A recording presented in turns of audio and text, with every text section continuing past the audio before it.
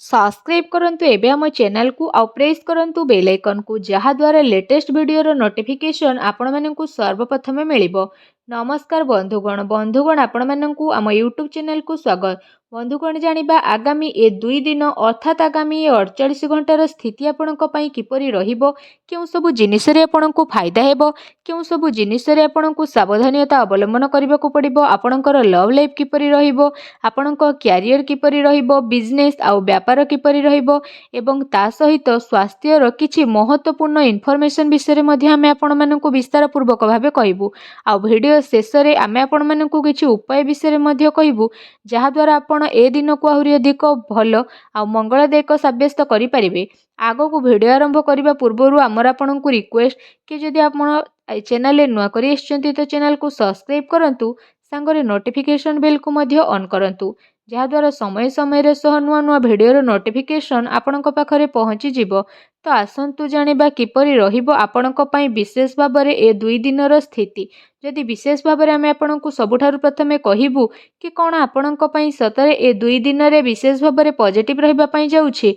जदि फ्रेंड्स कहिबु, जदि आपण व्यवसाय करूछंती किंबा जदि आपण चाकरी कोठी करूछंती तो निवेश पई ए समयर भलो अवसर आपणकु प्राप्त हेबो।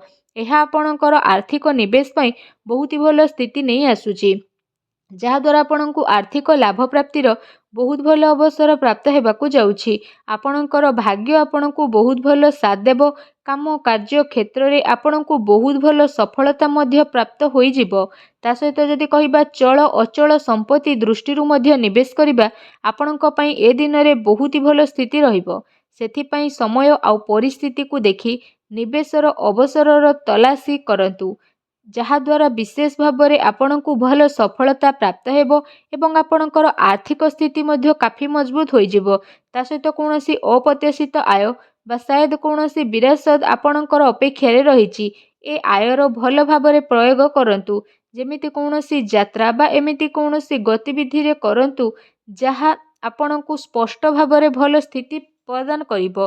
ता सहित एमिति किछि कथा काहाकू कुहंतु नहीं जहा सामना वाला को कष्ट प्रदान करिवो। निजर आखपाख लोकंक सहित मिलसंतु, वरिष्ठ को प्रभावित करिबा पई शब्दर निपुणतार प्रयोग करंतु। निजर क्यारियर को बनेइबा आउ किछि पैसा भरा योजना बा रणनीति बनेइबा पई ए दिन आपणक पई शानदार समय रहिबो। आपणकर साथी सहयोगी आपणकु भल परामर्शदाता भावरे जानिबे। रचनात्मकता प्रति मध्य आपणकर विशेष रुचि बढ़िबो। ए अवसर आपण अवश्य लाभ उठांतु। नुआ भावरे काम करिबार मौका मध्य आपणक हाथरु जीवाकू दियंतु नहीं। निज रचनात्मकतारे निज घर को खूबसूरत बनेकी रखंतु। निजर कार्य क्षमतारे अन्य को आपण प्रभावित मध्य करिबे एवं कार्य क्षेत्र रे लाभर विशेष जोग रहिछि। आकस्मिक धन लाभ मध्य आपणको विशेष रूप रे होई जिवो। ता सहित जदि कहिबा आपणक पई कोन नेगेटिव रहिबो कि घरेलू समस्या को दूर करिबारे आपणकर घरेलू विकासर संभव रहिछि। अन्यथा प्रोब्लेम आपणकर बढ़ी पारे। निज काम उपरे भरोसा करंतु। निजर घर परिवार सदस्यों उपरे भरोसा करंतु। कोनोसी अन्य व्यक्ति उपरे भरोसा करंतु नहीं, अन्यथा प्रोब्लेम उत्पन्न होई पारे। ता सहित जदि कहिबा पारिवारिक स्थिति चिंतापूर्ण मध्य होई जिवो, जेउ कारण पई घरे छोट मोट प्रोब्लेम रो माहौल रहिबो। सेति पई घर परिवार रे आपसिक सामंजस्य बनेई रखिबार विशेष आवश्यकता रहिछि। अर्थात जणे आ जण को भरोसा करी सब कार्य को करि नियंतु। निजर दायित्व को नेभेइबार पूर्ण चेष्टा करिकि आपण माता पितांकर सह संबंध मधुर बनेई रखिबा पई चेष्टा करंतु। एमिति व्यक्ति पाखकु जांतु जहाकु जरूरत रहिछि, जेमिति रे आपणकर भाई भौणी माता पिता एवं पड़ोसी सेमानकु शांति प्रदान करंतु। ए समय रे सांसारिक आ व्यवहारिक मामला उपरे ध्यान केंद्रित करिबार नोह, बरं निजर दृष्टि कोण को बदलैबा एवं नुआ विचार को भावना देबार स्थिति आसीछि। एहा द्वारा लोक आपणक द्वारा प्रभावित मध्य हेबे आ आपणकर अधिकतर समय मल्टीटास्किंग रे स्पेंडिंग हेबो बा से सबु करंतु जहा आपण करूछंती। ता सहित आपणको देखिबे जरूरी ही सफलता प्राप्त हेबो। प्रतिटी स्थिति आपणक पई भल रहिबो। भाग्यर भरपूर साथ मध्य मिलिबो। एहा सहित जदि कहिबा कार्यभारर अधिकता कारणरू जरूरी कार्य को समयर सह आपण पूरा मध्य करिबे। सेथि पई क्रोधर अधिकता मध्य रहिबो।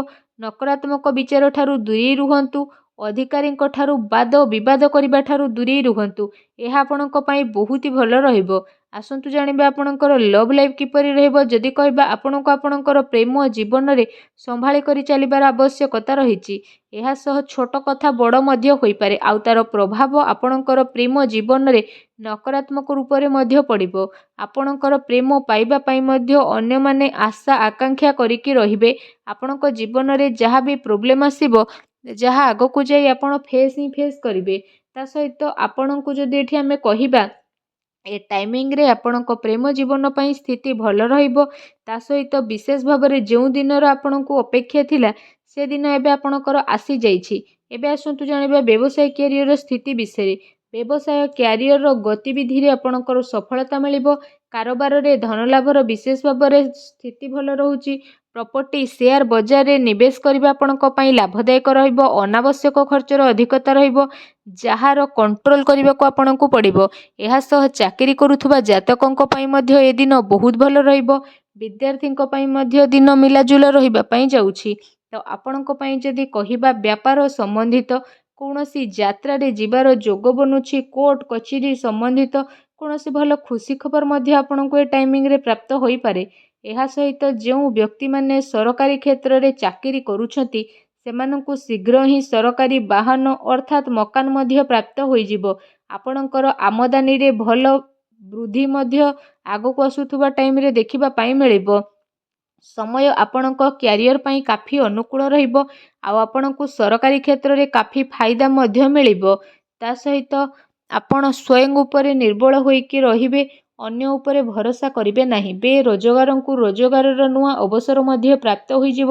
ବ୍ୟାପାର ଧନ୍ଦାରେ ଭଲ ଲାଭ ମିଳିବାର ସମ୍ଭାବନା ରହିଛି, କିନ୍ତୁ ଅନାବଶ୍ୟକ ଖର୍ଚ୍ଚର ଯେହେତୁ ଅଧିକତା ରହିବ ତେଣୁ ସାବଧାନ ରୁହନ୍ତୁ। ଆସନ୍ତୁ ଜାଣିବା ଆପଣଙ୍କର ସ୍ୱାସ୍ଥ୍ୟ କିପରି ରହିବ।